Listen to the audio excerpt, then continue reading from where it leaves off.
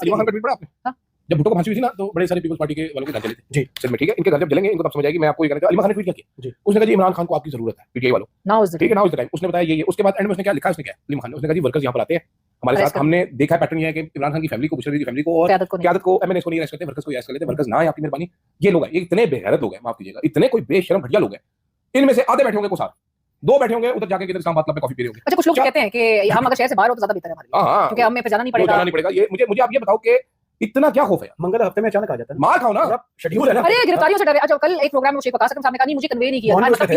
Tuesdays को आपको convey करने की जरूरत है क्या? आपने एक चीज मान ली कि ये गम गुस्सा जायज है वर्कर्स का, आपको अगर हीट पहुंच रही है तो आगे निकल के भी दिखाना। नहीं, शेख साहब तो हीट बहुत जोरों में पहुंची है कि वो एआई के सारे वीडियोस। मुझे बड़े पसंद है शेख वकास साहब, very I like him very much, but कोई शर्म ही करना यार शेख साहब, मतलब कोई 6.5 फुट का आपका दोस्त है गंडापुर जिसके घर में आप छुप के बैठे हुए इतने अरसे से, ठीक है, वो आपको वो हाल हो गया पंजाब नहीं जाऊंगी मैं, ठीक है, वहां पर गाड़ी बता के वाल बता के उठे कार बैठे शेख साहब गंडापुर मीडिया के नजर नहीं, शेख साहब गंडापुर इमरान खान की बहन की इंसल्ट कर रहे आके कि हमें क्या सलमान वो बेसिकली क्या कर रहे थे कि वो बेसिकली इमामबादी राजा साहब से कोऑर्डिनेट कर रहे थे, अक्सर होता रहता है, मेरा ख्याल है कि बात नहीं हो सकती, तुम्हें कोई शर्म ही कर लो तुम यार, कोई थोड़ी बात एक दूसरे को ब्लॉक किया, मतलब वो सुहेल अफरीदी, मुझे तो सुहेल अफरीदी सवाल मेरे अंदर इसी में इतना क्यूट है, सुहेल अफरीदी छितर पड़े चार,